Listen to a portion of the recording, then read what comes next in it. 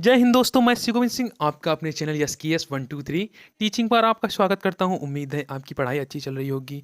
आज हम आपके लिए मनोविज्ञान के टॉप 30 प्रश्न जो कि प्रीवियस ईयर में पूछे गए हैं, तो आप लोग जो है अपना आकलन खुद से करिए कि आपके 30 में कितने प्रश्न सही होते हैं। तो समय न लेते हुए प्रैक्टिस सेट शुरू करते हैं। तो पहला क्वेश्चन क्या है? प्रशिक्षण एवं अनुभव के द्वारा व्यवहार में होने वाले परिवर्तन को अधिगम कहते हैं। यह कथन किसका है? गेट्स का है या काल्विन का है या सी स्किनर का है या प्रेसी का है? फ्रेंड किसका है? ऑप्शन ए बिल्कुल सही, गेट्स का है। नेक्स्ट, कोई भी बालक सीखना शुरू करता है जब उसे विद्यालय में प्रवेश दिलाया जाता है, जब वह बोलना शुरू करता है, जब वह घर से बाहर निकलता है, या अपने जन्म से ही। ऑप्शन कौन सा सही होगा? बालक सीखना कब से शुरू करता है? बालक सीखना जन्म से ही शुरू करता है। ऑप्शन आपका डी बिल्कुल सही। नेक्स्ट क्वेश्चन क्या है? क्षमता के विकास का दूसरा नाम है अनुभव, परिपक्वता, शारीरिक विकास या कौशल विकास। तो क्षमता के विकास का दूसरा नाम क्या है? कौशल विकास। ऑप्शन 4 आपका बिल्कुल सही। नेक्स्ट क्वेश्चन क्या है? मनोविज्ञान ने शिक्षा को बना दिया है पाठचर्या केंद्रित या शिक्षक केंद्रित या बाल केंद्रित या विषय केंद्रित। तो मनोविज्ञान ने शिक्षा को कैसा बना दिया है? ऑप्शन 3 बिल्कुल सही, बाल केंद्रित। क्योंकि बाल केंद्रित में क्या होता है? बालक को केंद्र मानकर शिक्षा दिलाई जाती है। ठीक है। नेक्स्ट क्वेश्चन क्या है? निम्नलिखित में से कौन सा रायबर्न के अनुसार शिक्षा के तीनों संबंधों में सम्मिलित नहीं है? कौन सा? ऑप्शन ए बच्चों और शिक्षक में संबंध, बच्चे और समाज में संबंध, विषय और शिक्षक में संबंध, विषय और बच्चे में संबंध। ऑप्शन आपका कौन सा सही होगा? शिक्षक और विषय के संबंध में। नेक्स्ट क्वेश्चन क्या है?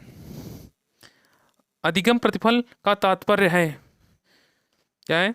बालक के व्यवहार में होने वाला परिवर्तन, शिक्षक की विधियों में परिवर्तन, पाठ्य वस्तु का परिमार्जन या उपर्युक्त में से कोई नहीं। तो आपका ऑप्शन कौन सा होगा? Option number 1। नेक्स्ट क्वेश्चन क्या है? निम्नलिखित में कौन सा किशोरावस्था का लक्षण नहीं है? तो किशोरावस्था का लक्षण कौन सा नहीं है? शारीरिक परिवर्तन या व्यवहार में स्थिरता या अस्थिरता की कमी या संवेगात्मक समस्याएं।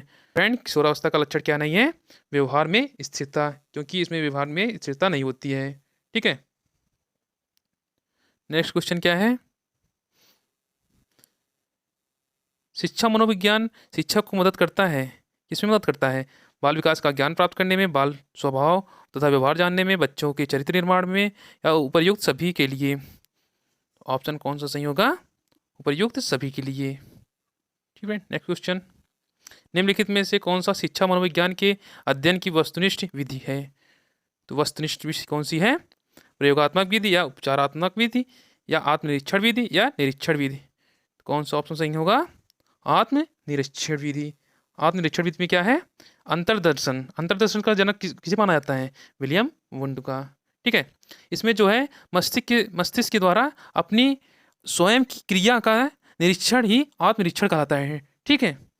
नेक्स्ट क्वेश्चन क्या है? निम्नलिखित में से किसमें मूल वृत्ति संबंध संवेग से मेल नहीं खाता? तो पलायन का जो है भय, या संवेदना का आश्चर्य, या युद्ध प्रियता का क्रोध, या अप्रियता का घृणा। कौन सा ऑप्शन आपका सही होगा? इसमें कौन सा मैच नहीं खा रहा है? संवेदना या आश्चर्य। संवेदना का मूल प्रवृत्ति क्या होता है? बताइए। संवेदना का मूल प्रवृत्ति क्या होगा? कष्ट। और आश्चर्य का क्या होगा? जिज्ञासा। नेक्स्ट क्वेश्चन क्या है? संवेद जो सामान्यतः सुख देता है क्या है? करुणा है या एकाकीपन है या भूख है या आत्माभिमान है? क्या है? ऑप्शन कौन सा सही है? ऑप्शन जो है 4 आत्माभिमान है। नेक्स्ट क्वेश्चन क्या है? निम्नलिखित कौन सा अमूर्त अस्थायी भाव है? आदर, निवास स्थान, पशु, क्रोध। कौन सा ऑप्शन सही होगा आपका? ऑप्शन पहला सही होगा, आदर। नेक्स्ट क्या है? किसी दुखी व्यक्ति को सहानुभूति के 2 शब्द कहना किसका उदाहरण है? यहाँ किसका होगा? किसका उदाहरण है? सक्रिय किसका उदाहरण है? निष्क्रिय सहानुभूति या व्यक्तिगत सहानुभूति या उपरोक्त में से कोई नहीं। कौन सा ऑप्शन आपका सही होगा? ऑप्शन बी, निष्क्रिय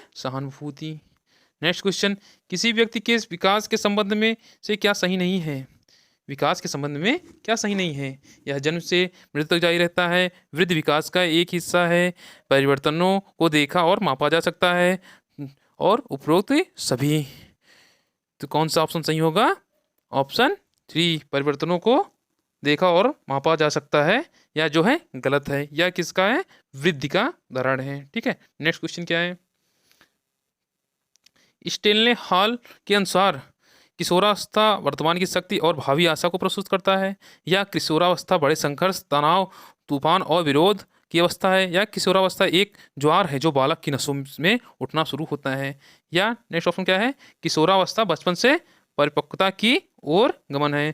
तो यह स्टेटमेंट स्टेनले हॉल महोदय ने दिया था। ऑप्शन कौन सा सही होगा आपका? ऑप्शन बी बिल्कुल सही। नेक्स्ट क्वेश्चन क्या है? नेक्स्ट क्वेश्चन क्या है? निम्नलिखित में से कौन सी किशोरावस्था की विशेषता नहीं है? तो किशोरावस्था की विशेषता कौन सी नहीं है? शारीरिक विकास, मानसिक विकास, या समूह का महत्व, या टीम समायोजन। तो शारीरिक विकास भी होता है, ठीक है, और मानसिक विकास भी होता है, समूह का महत्व भी होता है, ठीक है, लेकिन तीव्र समायोजन नहीं होता है। तो ऑप्शन 4 आपका बिल्कुल सही है। नेक्स्ट क्या है? थकावट और बीमारी जैसे कारक मुख्य रूप से प्रभावित करते हैं। किसको प्रभावित करते हैं? बच्चे के संवेगात्मक विकास को, बच्चे के शारीरिक विकास को, बच्चे की संकल्प शक्ति को, और चौथा क्या है? बच्चे को आत्मविश्वास को। कौन सा ऑप्शन आपका सही होगा? ऑप्शन दूसरा, बच्चे के शारीरिक विकास को। ठीक है, नेक्स्ट क्वेश्चन क्या है? सीखना विकास की प्रक्रिया या कथन किसका है? किसने कहा था? सीखना जो है विकास की प्रक्रिया है, या कथन किसने कहा था? विडवर्थ ने, या थॉर्नडाइक ने, या मॉर्गन ने, या क्रॉनबेक ने? तो किसने कहा था? एक वुडवर्थ ने कहा था। नेक्स्ट क्वेश्चन क्या है? निम्नलिखित में से कौन सा सीखने के संबंध में सही नहीं है? सीखना कुछ नया करना है, सीखना अनुभवों का संगठन होता है, या सीखना बिना किसी उद्देश्य के भी हो सकता है, या सीखने की असफलताओं का कारण समझने की असफलताएं हैं। तो कौन सा ऑप्शन आपका सही होगा? ऑप्शन नंबर 3 बिल्कुल सही। सीखना बिना किसी उद्देश्य के भी हो सकता है। ठीक है, बिना उद्देश्य के आप कुछ सीख नहीं सकते हैं। नेक्स्ट क्वेश्चन क्या है? निम्नलिखित में से कौन सा अधिगम का एक मुख्य थॉर्नडाइक नियम है? तो थॉर्नडाइक ने कितने नियम? 3 नियम, 3 मुख्य नियम देते और 5 गौड़ नियम देते थे। तो कौन सा नियम थॉर्नडाइक से संबंधित है? आपका ऑप्शन उपयोग का नियम, या अभ्यास का नियम, या आत्मीकरण का नियम, या मनोवृत्ति का नियम। कौन सा है? ऑप्शन बी, अभ्यास का नियम दिए थे। ठीक है, नेक्स्ट क्वेश्चन क्या है? निम्नलिखित में कौन सा प्रभावी अधिगम की अवरोधक नहीं है? ऑप्शन कौन सा सही होगा आपका?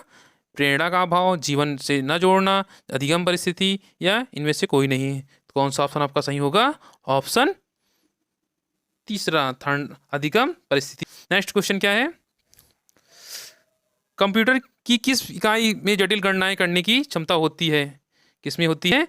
आधा इकाई, या स्मृति भंडारण इकाई, या केंद्रीय प्रोसेसिंग इकाई, या प्रदा इकाई। तो कौन सा ऑप्शन आपका सही होगा? ऑप्शन तीसरा, केंद्रीय प्रोसेसिंग इकाई। नेक्स्ट क्वेश्चन क्या है? निम्नलिखित में से कौन सी शिक्षण अधिगम सामग्रियों से संबंधित एक गतिविधि सहायक सामग्री नहीं है? एक पहला कौन सा है? ओवरहेड प्रोजेक्टर, नाटक, प्रदर्शन, क्षेत्र भ्रमण। तो पहला ओवरहेड प्रोजेक्टर। नेक्स्ट क्वेश्चन क्या है? नेक्स्ट क्वेश्चन, कक्षा में संप्रेषण के प्रकार हैं। कौन कौन से प्रकार हैं? सापेक्ष अंतःक्रिया, या दोनों, या इनमें से कोई नहीं। ऑप्शन आपका कौन सा सही होगा? ऑप्शन तीसरा, दोनों, एक और दो। ठीक है, नेक्स्ट क्वेश्चन क्या है? अनुदेशक का प्रणाली उपागम है क्या? शिक्षक केंद्रित, बाल केंद्रित, कक्ष केंद्रित, या समस्या केंद्रित। कौन सा ऑप्शन सही होगा? ऑप्शन नंबर 4, समस्या केंद्रित। ठीक, नेक्स्ट क्वेश्चन क्या है? समूह विधियों द्वारा सीखने का उदाहरण है। कौन सा समूह, तो जिसमें समूह के द्वारा सीखा जाए? तो कौन सा है? वाद विवाद विधि, या कार्यशाला विधि, या विचार गोष्ठी विधि, या ये सभी। कौन सा ऑप्शन आपका सही होगा? ऑप्शन नंबर 3, विचार गोष्ठी विधि। विचार गोष्ठी विधि में क्या होता है? चिंतन स्तर के अधिगम के लिए अंतः प्रक्रिया की परिस्थिति उत्पन्न कराई जाती है क्लास में। ठीक है, नेक्स्ट क्वेश्चन क्या है? समायोजन के संदर्भ में निम्नलिखित में से क्या सही नहीं है? या संतुलन प्रदान करता है, या समस्या का समाधान करता है, या निरंतर चलने वाली प्रक्रिया नहीं है। समायोजन की अनुपस्थिति में व्यक्ति तनाव, संघर्ष और चिंताओं से घिरा होता है। कौन सा ऑप्शन आपका सही होगा? ऑप्शन नंबर 3, यह निरंतर चलने वाली प्रक्रिया नहीं है। समायोजन के संदर्भ में जो है या निरंतर चलने वाली प्रक्रिया नहीं है। नेक्स्ट क्वेश्चन क्या है? अधिगम को प्रभावित करने वाले पर्यावरणीय कारक में से एक है, कौन सा है? सामाजिक परिवेश, थकावट, मानसिक स्तर या इनमें से कोई नहीं। तो कौन सा ऑप्शन आपका सही होगा? सामाजिक परिवेश, ऑप्शन नंबर 1 बिल्कुल सही। नेक्स्ट क्वेश्चन क्या है? निम्नलिखित में से कौन सा मानसिक रूप से स्वस्थ व्यक्ति का लक्षण है? तो स्वस्थ व्यक्ति का लक्षण क्या है? सहनशीलता, आत्मविश्वास, संवेगात्मक परिपक्वता या ये सभी? तो सहनशील व्यक्ति का जो है लक्षण क्या है? ये सभी, ऑप्शन नंबर 4 बिल्कुल सही। नेक्स्ट क्वेश्चन क्या है? निर्मितवाद के संदर्भ में कौन सा कथन गलत है? तो ऑप्शन 1 क्या है? ज्ञान का संचरण आवश्यक रूप से शिक्षक द्वारा किया जाता है। नवीन ज्ञान का सृजन पूर्व ज्ञान के आधार पर होता है। अधिगमकर्ता ज्ञान का सृजन कर सकता है। अधिगमकर्ता स्वयं के अधिगम के लिए सक्रिय एवं उत्तरदायी होता है। तो कौन सा ऑप्शन आपका सही होगा? ऑप्शन नंबर पहला, ज्ञान का संचरण आवश्यक रूप से शिक्षक द्वारा ही किया जाता है। तो फ्रेंड, आपका स्कोर कितना हुआ आप कमेंट करके ज़रूर बताएं। मिलते हैं कल नए प्रैक्टिस सेट में। धन्यवाद।